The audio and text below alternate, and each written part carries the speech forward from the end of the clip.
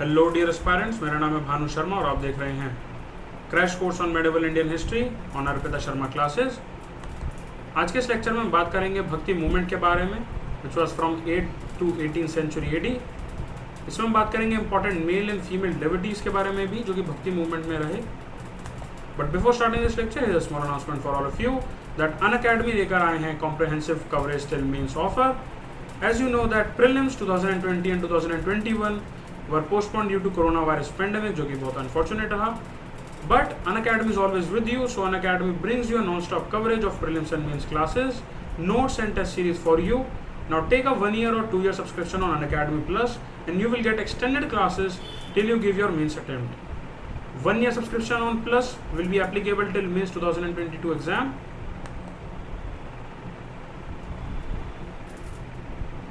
And 2 year subscription will be applicable till Mains 2023 exam. Also, we have another offer of the civil service exam, which is a sure offer.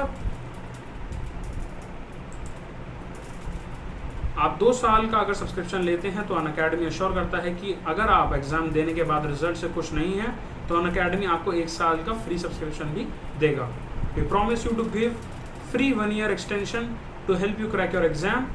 With these subscriptions, you will get 20 books covering prelims and mains syllabus and current affairs with previous year question free of cost delivered at your home. So use the code ARPITA10 ARPITA10 and get 10% discount on a subscription. The links are given in the description of this lecture. Here is the code ARPITA10 ARPITA10.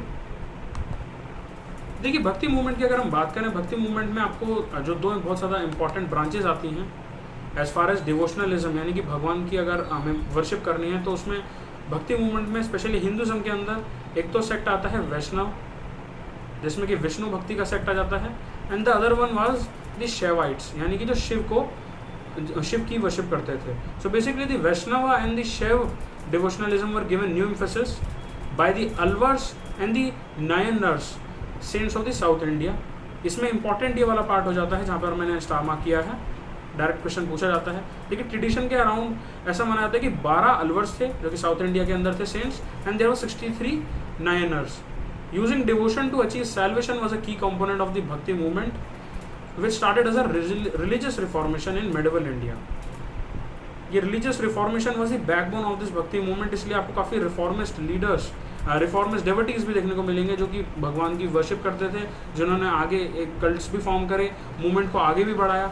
और ये जो movement है ये 8 से लेकर 18th century तक रहा, which was dedicated to the bhakti movement. और इसमें सेंट्स ऐसा नहीं केवल हिंदू थे, मुस्लिम सेंट्स भी थे, सिख सेंट भी थे, who evolved as the messiah of the bhakti devotion and teaching people the transition of life from normalcy to enlightenment through salvation. देखिए, सैल्वेशन का जो कंसेप्ट इट इज़ बेसिकली जहाँ पर आप मटीरियलिज्म को छोड़ देते हैं और आप वर्शिप में इतने ज़्यादा घुस जाते हैं, कंसंट्रेट अपने आप को कर लेते हैं, where you get into the salvation part so much कि आप डायरेक्टली कनेक्ट हो जाते हैं to the almighty.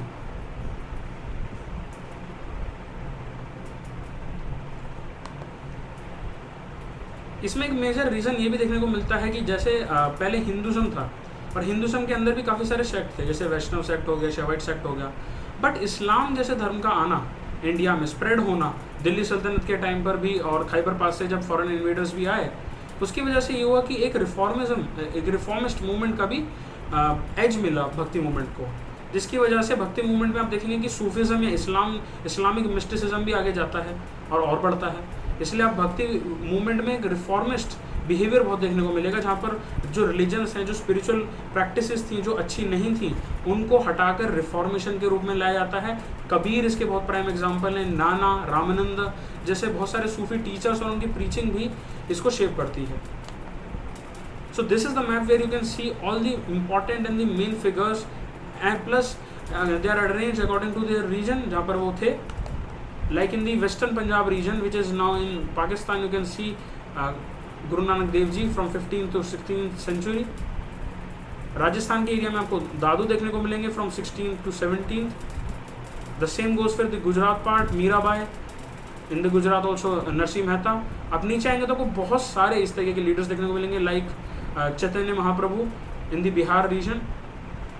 Also Tulsidas, Vallabhacharya, Raidas, Kabir, Ramanand, Surdas, these are the prominent names जो कि नॉर्दर्न अगर पार्ट को हम डिवाइड करते हैं, मध्य प्रदेश वाला जो पूरा पार्ट है मध्य प्रदेश तक, ये जो नॉर्दर्न बेल्ट है यहाँ पर बहुत ज़्यादा, स्पेशली यूपी बिहार वाला पार्ट में और सदर्न पार्ट में बहुत ज़्यादा इन्फ्लुएंस देखने को मिला भक्ति मूवमेंट का। इसको अगर आप कंपेयर करेंगे with that of Arunachal Pradesh, Assam, यहाँ पर इतना ज़्यादा भक्ति मूवमेंट का इन्फ्लुएंस नहीं था। दो मेघालय वाले पार्ट में शंकरदेव ने भी इस इन्फ्लुएंस को कायम रखा 15 to 16 सेंचुरी के बीच में। अब इससे पहले मैं बात करनी होगी सूफिज्म की। देखिए, इस्लाम एज ए रिलीजन कुरान को बहुत ज़्यादा माना जाता है and it is not human centric but it is a God centric religion. इसलिए आप देखेंगे कि इस्लाम में जो गॉड हैं, monotheistic being who created heavens and the earth, उनको सबसे ज़्यादा माना जाता है। बट ये इतना ज़्यादा कंजर्वेटिव हो जाता है, इसलिए कहीं ना कहीं जब इस्लाम आता है इंडिया में, जो आज इंडियन सब कॉन्टिनेंट के अगर पर्सपेक्टिव में बात करें तो जो नॉर्दर्न पार्ट है वहाँ पर जब ये घुलता मिलता है हिंदू कल्चर के साथ, तो एक लिबरल रिफॉर्म मूवमेंट स्टार्ट हो जाता है इस्लाम के अंदर, जो कि उसका जो कंजर्वेटिव पार्ट है, जो बहुत ज़्यादा कंजर्वेटिज्म है, उसको हल्का करने के लिए एक लिबरल रिफॉर्म मूवमेंट स्टार्ट होता है जिसको सूफिज्म कहते हैं। इसलिए आपको कई बार सूफिज्म जो टेक्स्ट है, जो रिलीजियस कंपैरेटिव रिलीजन की जो पढ़ाई करते हैं, इवन वहाँ पर भी सूफिज्म को कई बार इस्लामिक मिस्टिसिज्म के नाम से संबोधित कर दिया जाता है। They also replace the word of Sufism with that of the Islamic mysticism part. So it's spread into India in the 10th and the 11th century, लेकिन इसका ओरिजिन असल में पर्शिया ही है, बट इंडिया के अंदर आके और लिबरल रिफॉर्म मूवमेंट में बदल जाता है। इसके अंदर देखिए एक बहुत इंपॉर्टेंट बात आती है, because it is very God centric. तो ऐसा माना जाता है कि जो ह्यूमंस हैं, बेसिकली जो एडम को भगवान ने बनाया था, the monotheistic being, Adam was made in the image of God. Image of God का जब कंसेप्ट आ जाता है, तो अगर आप एडम यानी कि जो ह्यूमंस हैं, जो ह्यूमन बीइंग्स हैं, अगर आप उनको प्यार करते हैं, if you are loving, if you have the love of humanity in your heart, that makes it very correlatable to the love of God। यानी कि अगर आप भगवान से प्रेम रखते हैं तो आप इंसानियत से भी प्रेम रखेंगे। सो बेसिकली सूफिज्म में ये जो फिलॉसफी है बहुत ज़्यादा प्रेवलेंट है, love of God is equals to love of humanity. इसलिए अगर आप ह्यूमैनिटी में सर्विस करते हैं, गरीबों की सेवा करते हैं, उनकी मदद करते हैं, that is directly equal to the service of God, because humans जो हैं कहीं ना कहीं they are made in the image of God. Sufism also highlighted the essentials of love and devotion as the effective means to realization of God। देखिए, Sufism बात करता है realisation of God की, बिकॉज अगर हम मेटाफिजिकल तरीके से बात करें तो रियलाइजेशन ऑफ गॉड अगर हो जाता है एक मॉर्टल को, एक ह्यूमन बीइंग को, तो वो बहुत ही इंपॉर्टेंट टाइम होता है। और रियलाइजेशन तब आता है when you have love in your heart, and वो लव भी लव ऑफ मनी या लव ऑफ मटीरियलिस्टिक चीज़ें नहीं होना चाहिए, वो लव ऑफ ह्यूमैनिटी होना चाहिए। इसलिए सूफिज्म के अंदर एक और इंपॉर्टेंट कंसेप्ट आता है, after the love of humanity it is self discipline. यानी कि आपके पास सेल्फ डिसिप्लिन जरूर होना चाहिए, जिससे कि आपके पास इतनी नॉलेज आ जाए, so that you have the intellect, so that you have the knowledge of God. आपको पता चले कि जो रियलाइजेशन है गॉड की वो आपके पास आए, और इसी रियलाइजेशन ऑफ गॉड से लव ऑफ ह्यूमैनिटी आता है, और love of humanity means service of God. This is the basic principle behind Sufism. ना सूफी लीडर्स भी बहुत इंपॉर्टेंट रहे हैं, स्पेशली मुगल और दिल्ली सल्तनत वाला जो पूरा टाइम रहा है, सूफिज्म इसके अंदर बहुत प्रोमिनेंट था, स्पेशली नॉर्दर्न इंडिया में। तो सूफिज्म के कुछ इंपॉर्टेंट डिवोटीज जो थे, जो सूफिज्म को फॉलो करते थे, जिन्होंने सूफिज्म को और बढ़ाया, उसमें सबसे इंपॉर्टेंट नाम आता है शेख इस्माइल का। Shaikh Ismail of Lahore was one of the pioneers of Sufism and he also started preaching his ideas.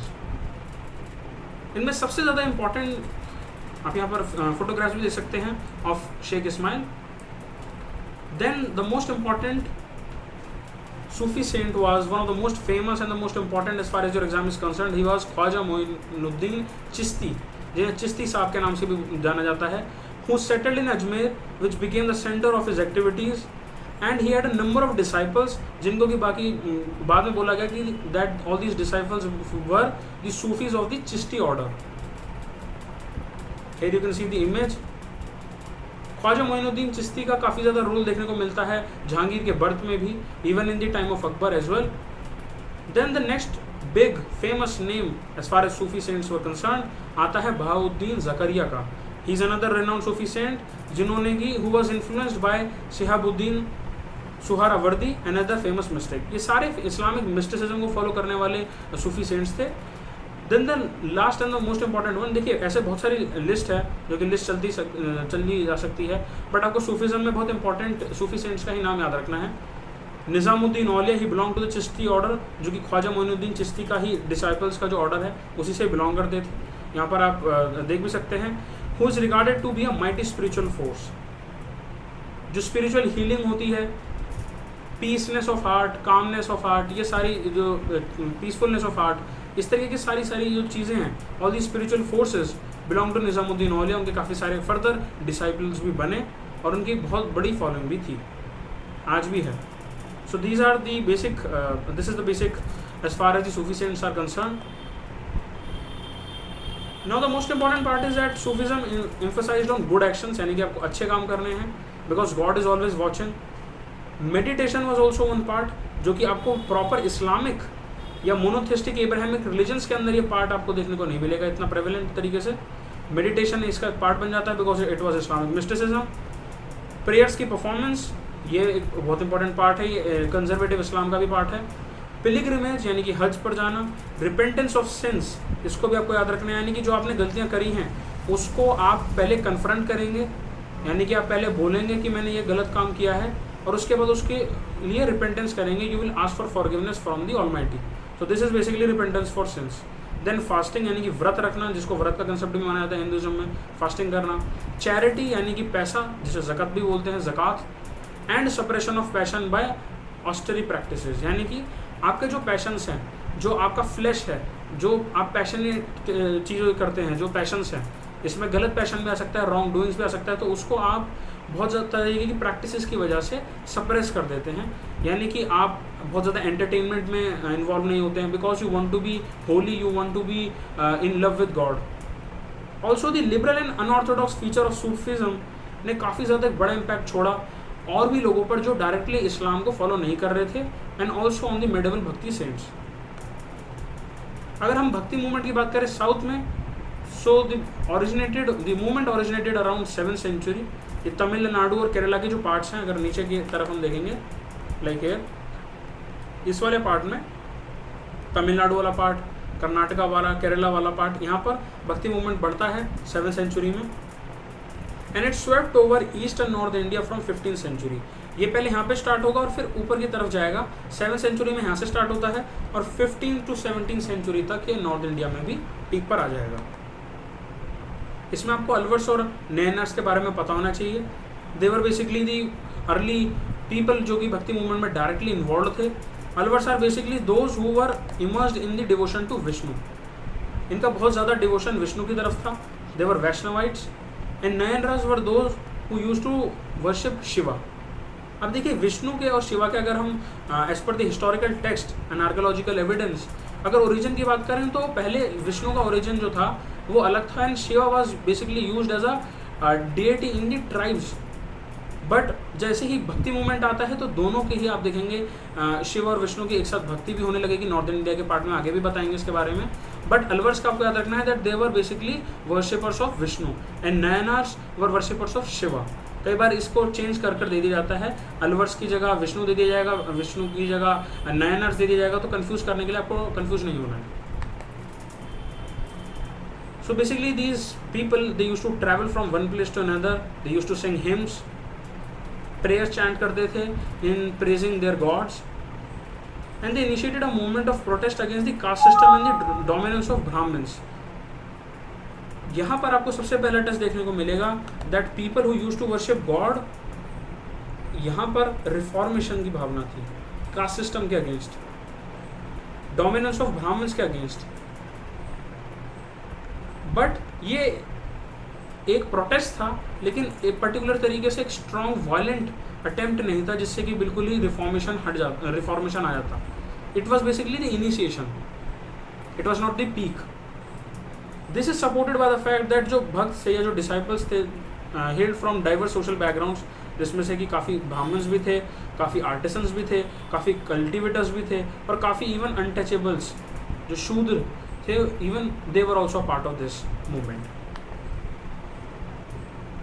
So the 4000 sacred composition, which is also known as the Nalariya Divya Prabandham, it is one of the most important and the major anthologies of composition of 12 alvars collected and compiled in the 10th century by Nath Muni. ये आपको composition याद रखना है. composition कई बार पूछ जाता है कि इसका मीनिंग क्या है, आपको डायरेक्टली पूछा जाएगा इसका मतलब क्या है, तो आपको पता होना चाहिए. It is basically the 4000 sacred compositions. The same goes for Tevaram. Tevaram basically it is a collection of first 7 volumes of Tirumurai, which is a devotional poem for Shiva. इसके अंदर काफ़ी सारे पोएट्स का भी वर्क जुड़ा हुआ है, जैसे संबंदर, सुंदर, अपार जैसे काफ़ी सारे तमिल पोएट्स थे. उन्होंने इसको कंपाइल कर एक ही डिवोशनल पोएट्री में डाल दिया था, जिसको कि तिरुमुराई कहते हैं. उसका जो कलेक्शन है पहले 7 वॉल्यूम्स का, उसको कहा जाता है तेवाराम. तो ये आपको याद रखना है. This is also very important. ये डायरेक्ट फैक्चुअल बेस्ड क्वेश्चंस हैं जो कि आर्ट एंड कल्चर के पर्सपेक्टिव से भी पूछे जा सकते हैं. Now the main women devotees of the bhakti movement. देखिए भक्ति मूवमेंट में ऐसा नहीं था कि केवल जो मेल थे वो ही इस भक्ति मूवमेंट को आगे बढ़ा रहे थे, इन्फ्लुएंस कर रहे थे. इवन अनटचेबल्स, जो सोसाइटी के जो वीक सेक्शंस थे, वो भी इसमें उन्होंने भी बढ़ चढ़कर इसमें पार्टिसिपेट किया. इसमें सबसे जो इम्पोर्टेंट नाम आता है, it is Andal, who was a female from Alwar, and she saw herself as the beloved of Vishnu. Her verses expresses devotional love for the deity Vishnu. That means that she was a Vaishnava. Now the next one is Karaikal Ammayar.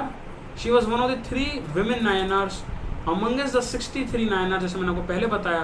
And she was also a devotee, but Shiva के devotee थे. She was a Shaivite and adopted the path of asceticism in order to attain her goal. ये भी आपको याद रखना है.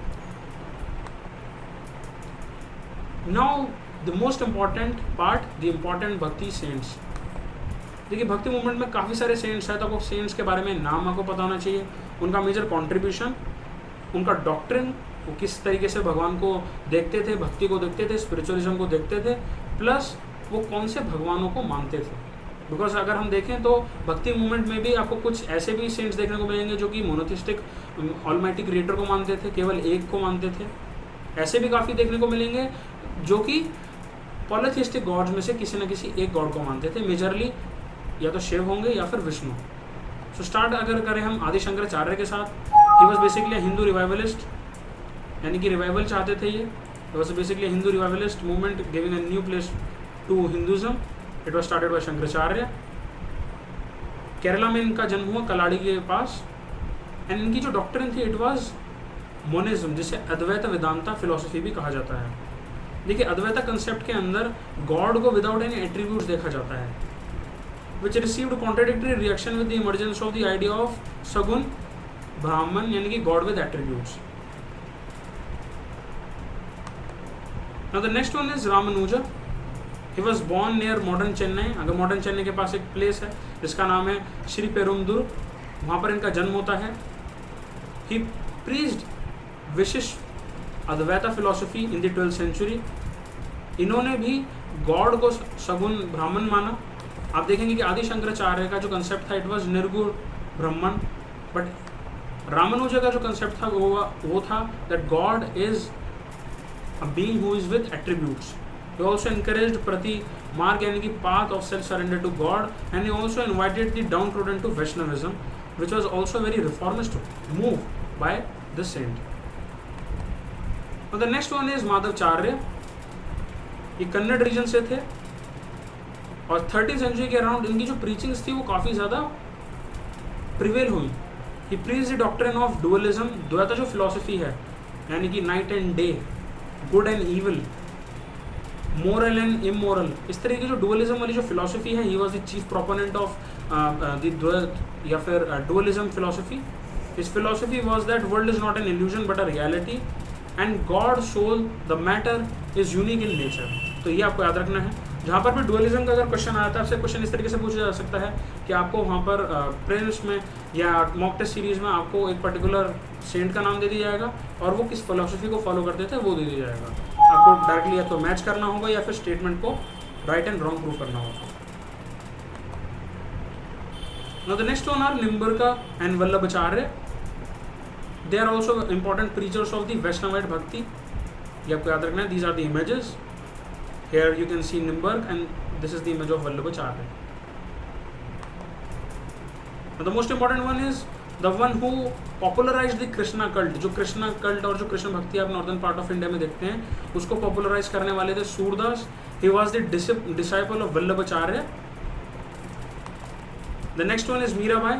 She was also a great devotee of Krishna and she became popular in Rajasthan for her bhajans and for the hymns that she used to sing. आप काफ़ी ज़्यादा striking similarities देख सकते हैं अंडाल में और मीराबाई में भी, because both were women and both were great devotees of Vishnu. But Mirabai का अगर आप थोड़ा सा और इसमें गहराई में अगर डेप्थ में एनालाइज करेंगे तो Mirabai was a devotee of Krishna who was a अवतार ऑफ लॉर्ड विष्णु. तो वहाँ पर आपको कंफ्यूज नहीं होना है. Tulsidas he was a worshipper of Rama.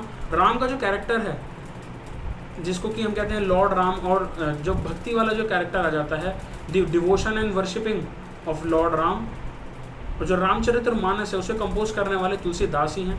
In fact ये भी बोला जाता है जो नॉर्दर्न रीजन में मध्य प्रदेश, उत्तर प्रदेश, बिहार, यहाँ पर जो भक्ति देखने की मिलती है लॉर्ड राम की, that is also contributed to Tulsidas and his famous work of the Ramcharitra Manas, which is basically nothing but a Hindi version of Ramayana written by and composed by him.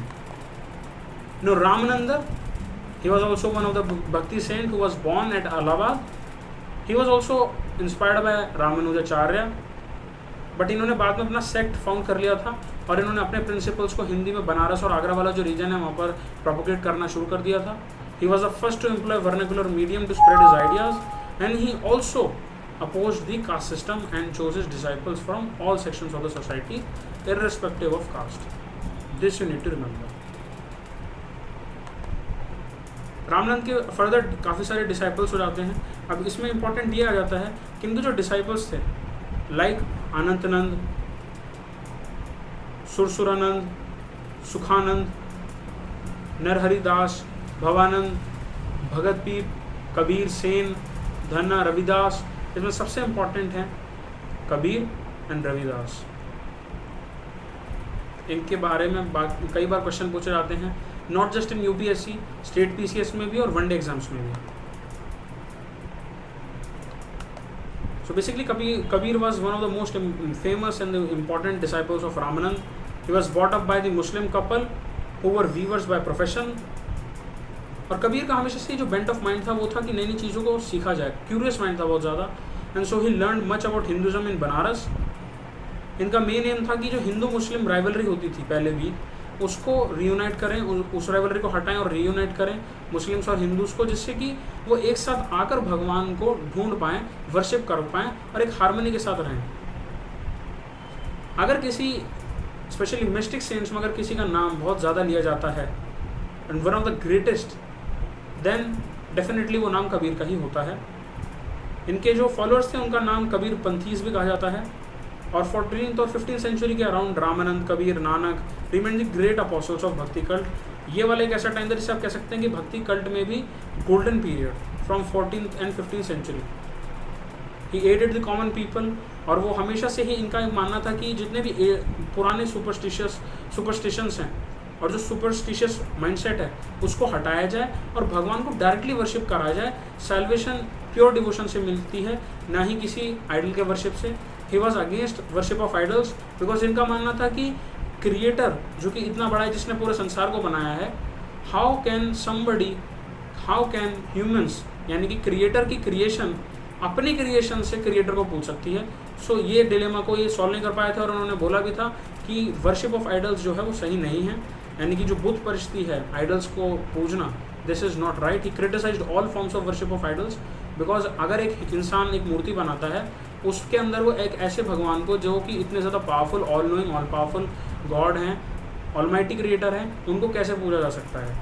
इससे superstitions भी बढ़ते हैं, ritual mentality भी बढ़ती है, जिसकी वजह से भगवान का जो चिंतन है वो आम आदमी नहीं कर पाता. तो इनकी फिलॉसफी थी, that you need to remember. Now as far as Guru Nanak is concern, he was the founder of Sikh religion, we all know that. और आज का जो वेस्टर्न पंजाब वाला रीजन है जो पाकिस्तान में आता है, दिस पार्ट, ये वाला जो पार्ट है, यहाँ पर इनका लाहौर के पास तालामंडी में he was born and he also condemned caste differences and rituals like bathing in holy rivers. ये भी आपको याद रखना है, दिस इज वेरी इंपॉर्टेंट।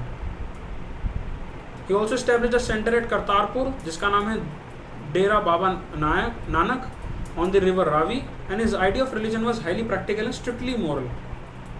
गुरु नानक भी मोनोथिस्टिक ऑलमाइटी क्रिएटर को मानते थे and his one of famous saying was, ये जो बहुत इंपॉर्टेंट सेइंग है, abide pure amidst the impurities of the world. Guru Nanak ji के बाद आते हैं Guru Angad Dev. Guru Angad also known as लहना was appointed by Guru Nanak before his death. और जितने भी कॉम्पोजिशंस थे गुरु नानक के गुरुमुखी में, जो कि एक नई स्क्रिप्ट थी उस समय, उस सभी को कंपोज करने में बहुत बड़ा योगदान जो है गुरु अंगद जी का भी था। तो the next Guru was the fifth Guru around this time was Guru Arjan. He compiled the writings of the three successors of Guru Angad who wrote under the name of Nanak. But unfortunately 1604 में due to Jahangir's bad behavior and expansionist policies against his own son, he was executed. Guru Arjan Dev was executed in 1604. Then one of the most important prominent names as far as the Bhakti movement and the Sikh regime was concerned, the name is Guru Gobind Singh. He was basically the 10th Guru, and in 1706 he authenticated the compilation which was added with the writings of other figures like Sheikh Farid, Sant Kabir, Bhagat Namdev and Guru Tegh Bahadur, which is now called as the Guru Granth Sahib. और जो अमृतसर वाला जो town है जिसको कि रामदासपुर भी कहते हैं, it had developed around the central gurdwara called the Harmandir Sahib, जिसे आज हम गोल्डन टेम्पल कहते हैं, by the beginning of the 17th century. Sikhs को यूनाइट करने में और एक पावरफुल फोर्स बनाने में भी गुरु गोविंद जी का बहुत बड़ा कॉन्ट्रीब्यूशन है, योगदान है। It was almost self governing and also referred to as a state within a state community. Now the next saint is Chaitanya. He was another renowned saint and a reformer of Bengal region. इन्होंने भी Bengal reason में Krishna cult को बहुत ज़्यादा famous किया। ही believed कि जो गाना है, जो सॉन्ग है, जो म्यूजिक है एंड द डांस पार्ट से ट्रिगर हो सकता है love and devotion in the heart of human being, जिससे कि वो भगवान की जो प्रेजेंस है उसको फील कर सकता है। Now the next one is Gyan Dev. He was the founder of the bhakti movement in the Maharashtra part in 13th century. इनको कई टेक्स्ट में, कई बुक्स में संत ज्ञानेश्वर के नाम से भी जाना जाता है। और ज्ञानेश्वरी जो भागवत गीता के ऊपर कॉमेंट्री है वो भी इन्होंने ही लिखी है। तो आपसे कई बार पूछ लिया जाता है कि who wrote the commentary on Bhagavad Gita, वहाँ पर आपको ज्ञानेश्वरी नहीं दिया जाएगा, तो आपके पास ऑप्शंस आ जाएंगे संत चैतन्य, चैतन्य महाप्रभु, इस तरीके के काफ़ी सारे ऑप्शन आ जाएंगे। तो वहाँ पर आपको एक ऑप्शन दिया होगा Sant Dnyaneshwar. This is the right answer. Now the next saint is Namdev. In the 13th century, Namdev, he also preached the gospel of love. He opposed idol worship and the dominance of priests, and he criticized the caste system as well. देखिए idol worshipping का एक part ऐसा था जिसकी वजह से idol worshipping जो है ये बहुत ज़्यादा एक क्रिटिक का मुद्दा बन चुका था। This was a topic of critics, because idol worshipping से होता यह था कि रिचुअलिज्म जो है वो बहुत ज़्यादा बढ़ जाता था, और रिचुअलिज्म की वजह से कहीं ना कहीं जो गरीब या जो वीक लोग थे वो भगवान के टेक्स्ट तक या भगवान की जो भक्ति है वहाँ तक नहीं पहुँच पा रहे थे। And that is one of the main reasons कि जितने भी रिफॉर्मर्स सेंट्स थे भक्ति मूवमेंट के अराउंड, उन्होंने हमेशा डोमिनेंस ऑफ प्रीस्ट, जिसमें कहीं ना कहीं जो डोमिनेंस ऑफ प्रीस्ट में कई बार ब्राह्मण्स की जो डोमिनेंस है उसको अपोज किया जाता है, and also they oppose the idol worshipping part and the caste system as well. Now the next saint is Eknath. He was a prominent Marathi saint and a scholar and a religious poet of Varkari Sampradaya. इन्होंने भी caste system को oppose किया और lower caste की तरफ बहुत ज़्यादा प्रेम रखा। उनको ये चाहते थे कि जो लोअर कास्ट हैं उनको भी भगवान का जो प्रेम है, जो डिवोशन है, उससे अवगत किया जाए। He is also known as a bridge between the predecessors of Dhyaneshwarand Namdev and the later Tukaram and Ramdas. अब हम बात करते हैं तुकाराम की। So he was basically another bhakti saint जो कि महाराष्ट्र के रीजन के थे, and he is also said to be contemporary of Shivaji. इनको कई टेक्स्ट्स में आप देखेंगे या जो महाराष्ट्र की जो लोकल टेक्स्ट्स हैं वहाँ पर इनको संत तुकाराम या भक्त तुकाराम या तुकोबंद तुकोबराया या तुकाराम महाराज के नाम से भी जाना जाता है। He was 17th century poet saint and he is best known for his devotional poetry.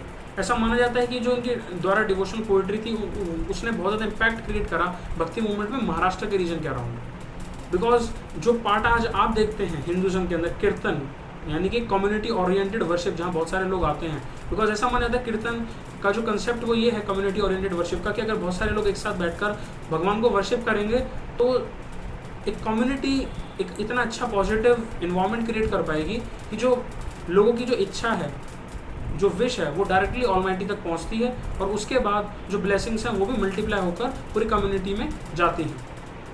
अगर इसको फर्दर हम समझते हैं फ्रॉम अ सोशल पर्सपेक्टिव, तो रिलीजन को आगे बढ़ाने के लिए, प्रोपोगेट करने के लिए, पॉजिटिव जो है सोसाइटी में उसको स्थापित करने के लिए, लोगों के अंदर मोरालिटी का बिहेवियर, एथिक्स का बिहेवियर और बढ़ाने के लिए भी इस तरह की कम्युनिटी ओरिएंटेड वर्शिप बहुत ज़रूरी थी, जिसको कि तुकाराम ने बहुत अच्छे से समझा।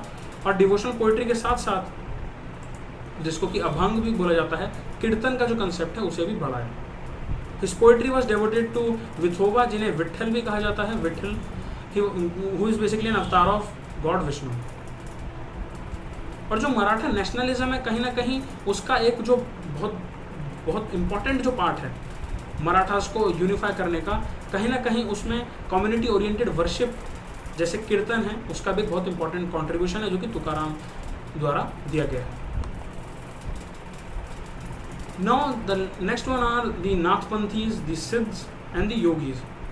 देखिए बेसिकली ये भक्ति मूवमेंट में सारे सेंट से थोड़े अलग थे, because they condemn the ritual and the other aspect, जितने भी एस्पेक्ट हैं ऑर्थोडॉक्स रिलीजन के। और इनका आर्गुमेंट बहुत सिंपल था कि मटीरियलिज्म से अगर आप जुड़े हुए हैं तो you can never ever find God, because God is almighty and वो पूरे मटीरियलिज्म से बाहर हैं।